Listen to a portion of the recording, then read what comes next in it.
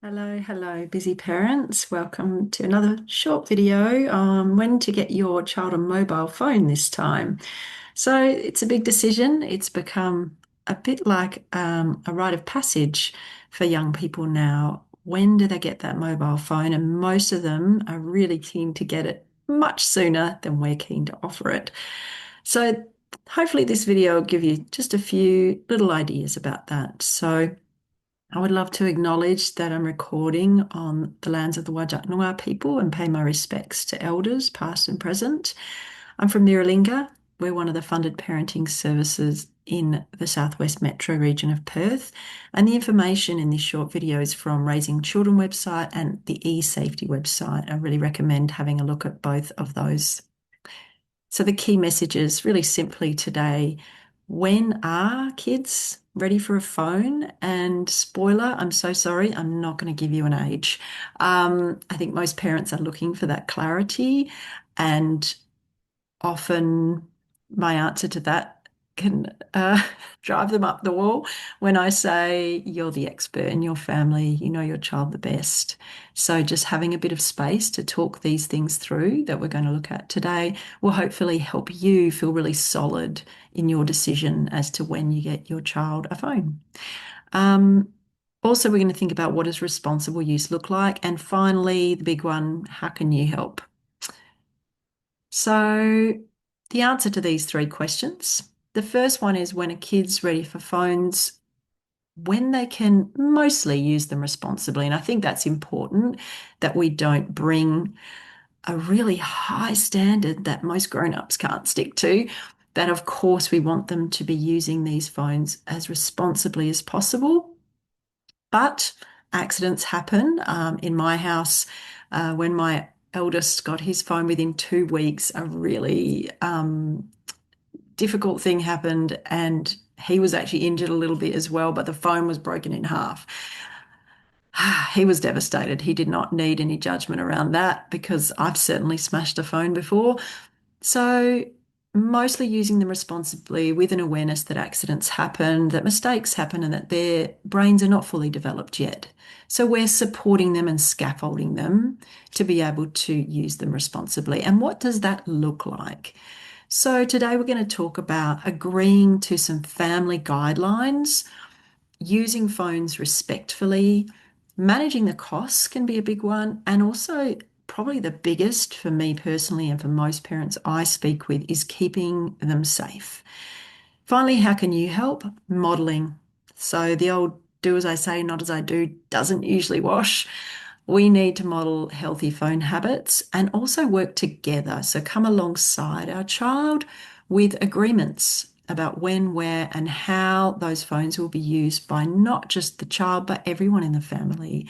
If it's a good rule for one child, it's a good rule for everyone in the family, including the grown-ups. So, agreements for mobile phone use. It's a great idea to collaboratively decide these, and they might be around what the phone is used for, where it's used, when they'll use it, and how much they'll spend. For example, so here's just some ideas, throwing them out there. They might use their phone to contact friends and listen to music, but they might agree that they won't use it to watch movies online when they're out because of data or whatever it might be. And depending on their age, they might also agree to ask you before downloading new apps, or you might set that up with screen time. Certainly, away for the day is the guideline here in Western Australia that phones are not out at school. So they generally would make that agreement that they're not going to be playing games or sending messages when they're at school, but they might choose to play and send messages when they're on the bus after school. Whatever your family decides makes sense. And I would say a key feature of this is using it as another pathway for listening to your child and hearing about their world and their experiences. Other examples for when they might use it. I think it's a really helpful idea to have some frameworks around time that make sense to your child and to you. Each family is different, but how much the idea that there's an unlimited amount can be in there. So helping them to learn that there might not be any extra money available if they run out of minutes or data. So all of this can be done using a family media plan. You can Google that and find blank plans that you can print off or online ones that you can fill in together, and you can then both sign it. And revising it regularly, talking about that again and again is a great thing to do to make sure it still meets everyone's needs. The big one is safety. So keeping social media profiles private, going into settings and figuring that out, locking the phone with a PIN or facial recognition, not sharing personal details or account details, and even talking through with your child things like school uniform, various bits and pieces like that that they may not think of.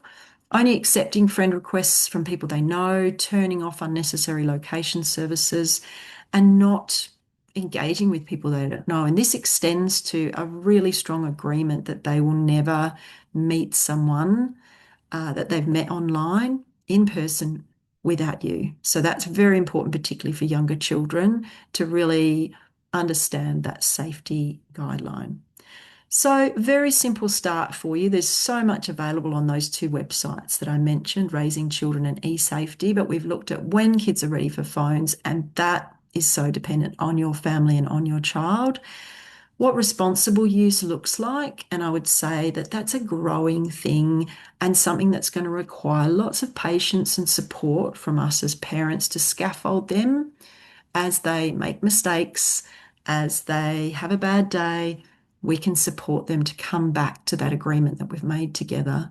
And finally, how you can help by modeling and by providing that scaffolding and that non-judgmental, supportive, sort of bigger, stronger, wiser kind spaciousness around phone use so that they can get the best out of their experiences online.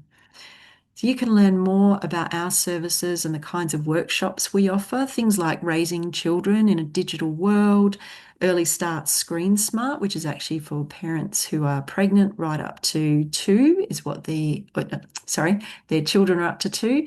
That's what the research is based around, but it can be helpful for parents of children up to five. We've got workshops like teens, tweens, and screens. So there's lots of things available there to support you as you navigate this online space.